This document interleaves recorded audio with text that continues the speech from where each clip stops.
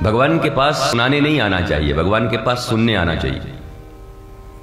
पर हमारी आदत पड़ गई है बचपन से, हमें लोगों ने सिखा दिया है कि भगवान के द्वार पर मांगने जाना है। कभी ये कोई नहीं सिखाया कि भगवान के द्वार पर मौन होकर जाना, क्योंकि ऐसा एक्सरे मशीन लेकर वो बैठा है कि हड्डी क्या तुम्हारी आत्मा तक को छेद के बैठा हुआ है। इसलिए तुम्हारे मन के भीतर में क्या है, और तुमको अपने पति, अपने पत्नी, अपने बेटों से बात करते करते, पड़ोसियों से चिल्ला चिल्ला के बात करते करते इतनी आदत हो गई है कि तुमको भगवान भी बहरा नजर आता है और भगवान भी तुम्हें लगता है सूरदास में देखते नहीं है। ही इज ऑलमाइटी, वो सर्वशक्तिमान है। हम अल्पज्ञ हैं, जीव अल्पज्ञ है, पर ईश्वर सर्वज्ञ है। उस सर्वज्ञ को कुछ कहने की जरूरत नहीं है। वो सर्वज्ञ इस पृथ्वी पर अवतार लेकर आया था तुम्हें सुनाने के लिए, पर हम मनुष्यों ने ऐसा गच्चा दिया उनको कि उनके सुनने तो दूर, इतना सुनाते हैं उनको, इतना सुनाते हैं कि हमको तो पक्का विश्वास है कि अब तक व्यवस्था कर ली होगी भगवान ने न सुनने की, और वो अच्छा करते हैं नहीं सुनते तो। हम झूठे मक्कार लोग आकर कहते हैं कि त्वमेव माता च पिता त्वमेव बंधुश्च सखा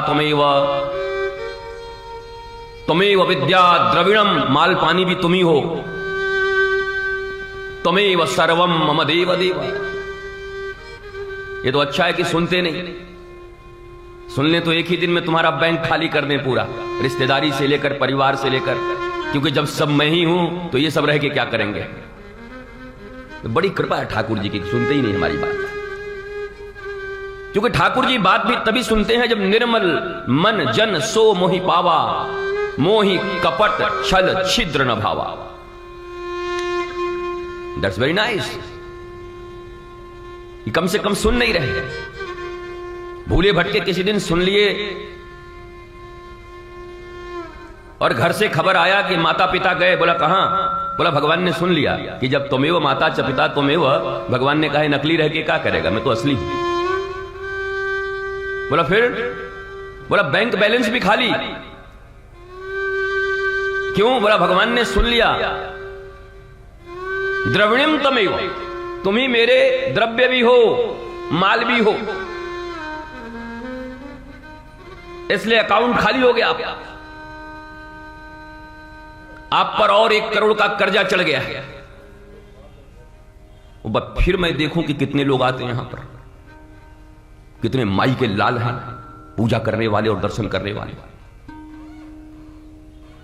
वी आर फेक पीपल।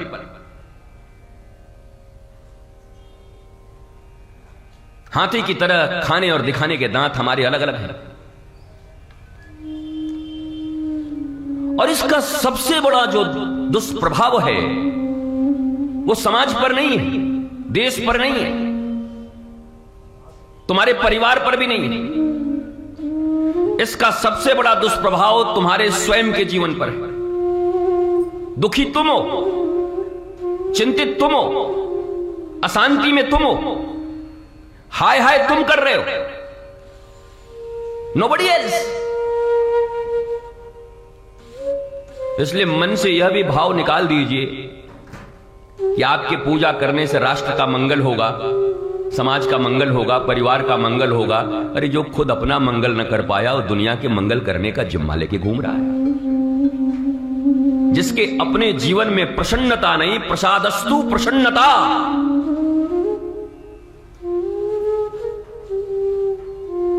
बोलो भैया भगवान के मंदिर में प्रसाद क्या मिलता है, शास्त्र कहता है प्रसादस्तु प्रसन्नता।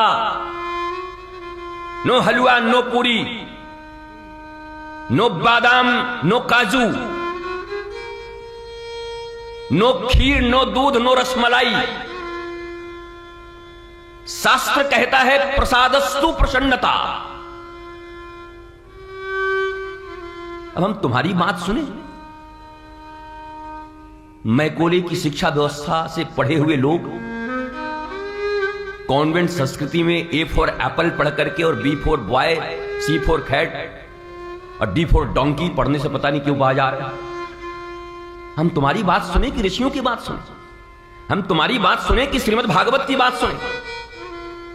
हम तुम्हारी बात सुने कि रामचरितमानस की बात सुने, बाबा तुलसी की बात सुने, वाल्मीकि की सुने, रैदास कबीर की सुने? किसकी सुने? लाभ किसमें है?